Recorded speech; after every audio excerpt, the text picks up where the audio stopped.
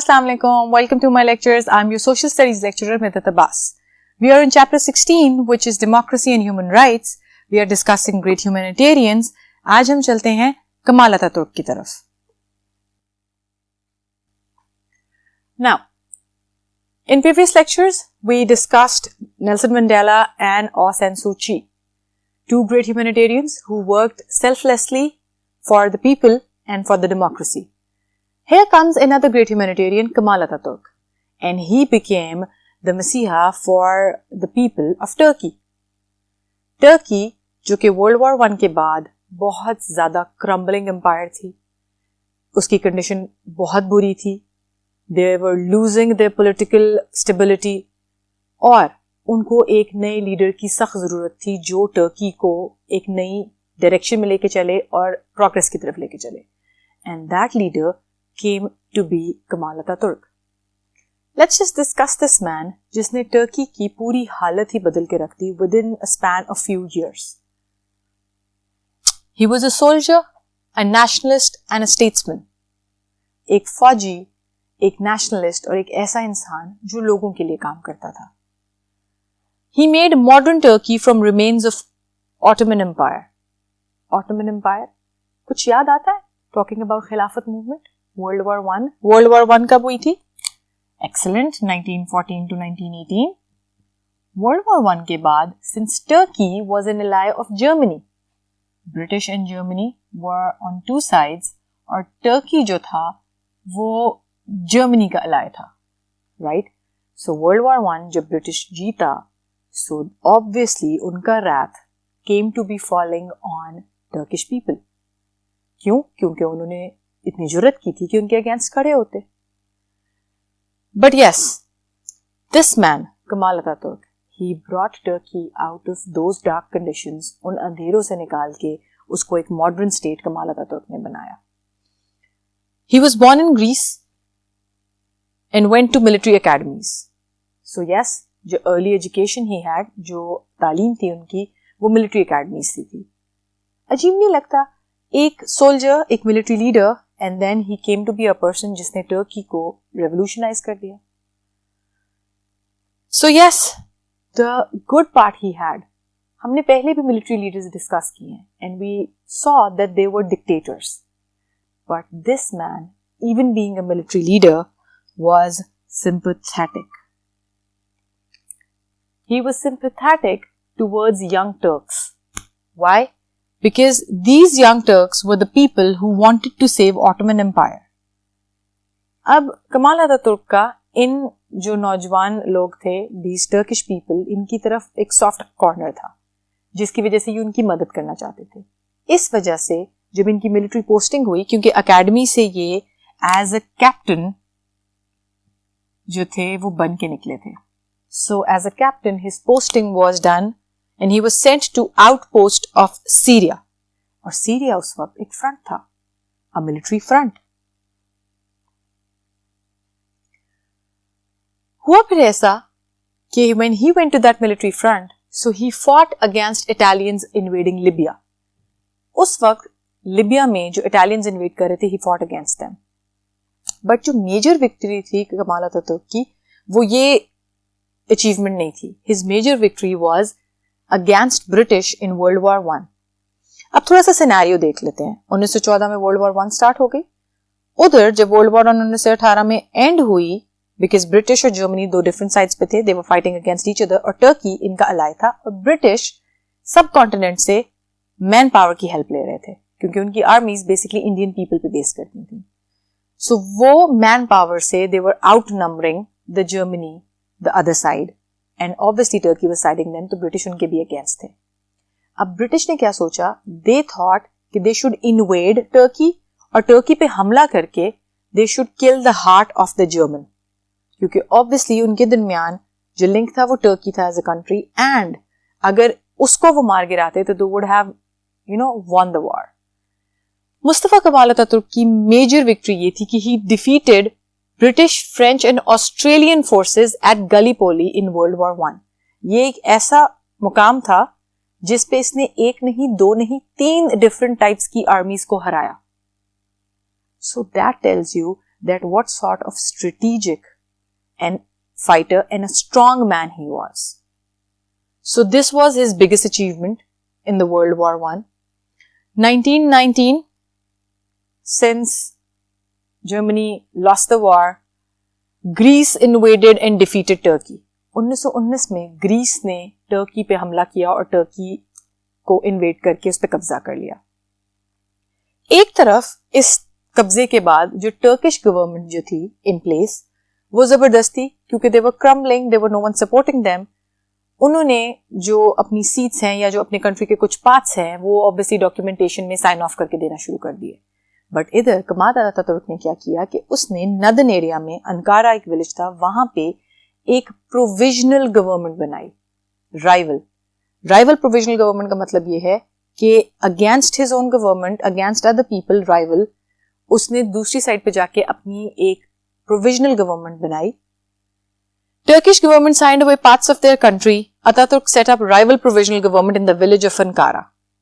अब वहां पे इसने अचीव क्या किया?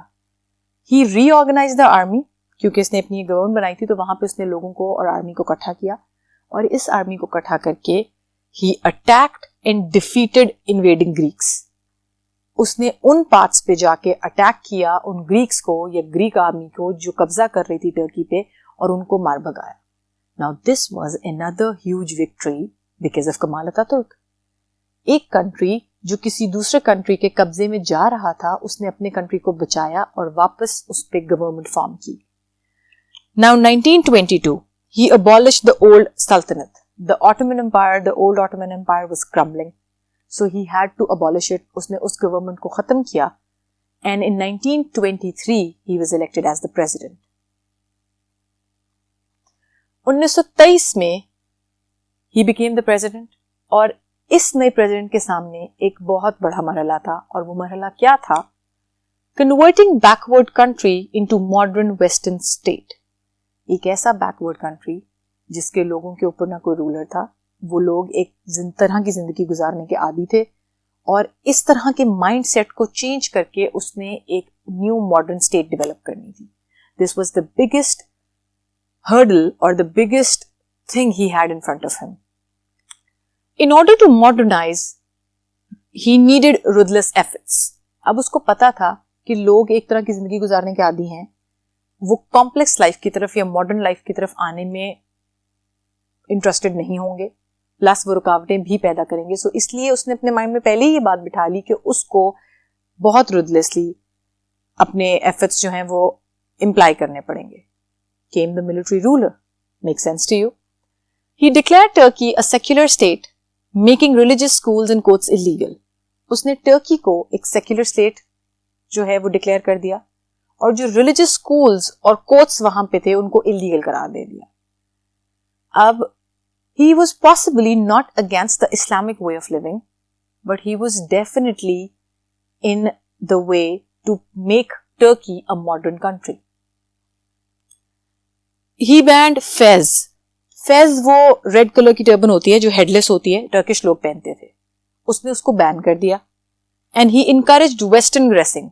उसने both men and women, he encouraged both of them to wear the modern dresses. उसके बाद next step he did was he abolished the compulsory head covering of the woman. अब abolished means that it was not compulsory, it was the free will. Democracy, you know, people have the freedom of religion, speech and lifestyle. So yes, he banned that compulsory head covering. He introduced the Western calendar. उस वक्त Turkey में when he became the president, एक बहुत पुराना complicated calendar चला आ रहा था. उसने उसको खत्म करके वेस्टर्न कैलेंडर इंट्रोड्यूस किया, and he made things simple because he wanted Turkey to move with the rest of the world. He made schooling compulsory because उसको ये बात पता थी कि एजुकेशन इज वेरी इंपॉर्टेंट, और एजुकेशन को इंप्रूव करके ही वो आने वाले कल के लिए बेहतरी पैदा कर सकता है. And today's youth is going to be tomorrow's future. So वो आज के बच्चे जो कल जाके टर्की का फ्यूचर बनेंगे, उसने उसको एम किया, स्कूलिंग कंपल्सरी की. He replaced Arabic script with Latin alphabets. उसने बुक्स में अरेबिक स्क्रिप्ट्स खत्म करके लैटिन अल्फाबेट्स इंट्रोड्यूस किए. But this was again not aimed at the fact that he was against the Islamic way of living or the Arabic language. It was for the fact that education needs to be modernized, and in order to, because all over the world उस वक्त European culture prevail कर रहा था, English language prevail कर रही थी, Latin alphabets were there, so he wanted the people of his country to be aware of that language as well. And for this purpose, he went from village to village with a chalk and a board. He literally went by foot. He was the president, and इसके बावजूद वो एक गांव से दूसरे गांव खुद चल के गया with a chalk and a board. उसने ये इम्पोर्टेंट समझाई कि एजुकेशन बहुत इंपॉर्टेंट है और लोग अपने बच्चों को स्कूल जरूर भेजें. Then came things towards state affairs. अब state affairs में he abolished the Islamic law. उसने क्या किया कि उसने मॉडर्न वर्ल्ड में से जो यूरोपियन ट्रेंड्स हैं वो अपना लिए in different walks of life, just to implement and just to make Turkey a better or a modern country. For civil law जिसमें marriage है, जिसमें आपकी divorce आती है, जिसमें other laws regarding your way of life वो आते हैं, उन civil laws में उसने Swiss law adopt किया. Criminal law में for the courts he adopted the Italian model. For commercial law he used the German code. So उसने generally different countries में से जो जो बेस्ट सिस्टम था वो पिकअप करके अपने कंट्री में इंप्लीमेंट किया ताकि उसका कंट्री बेहतर बन सके. Both marriage and divorce became the civil law. उसको उसने सिविल लॉ में ऐड कर दिया.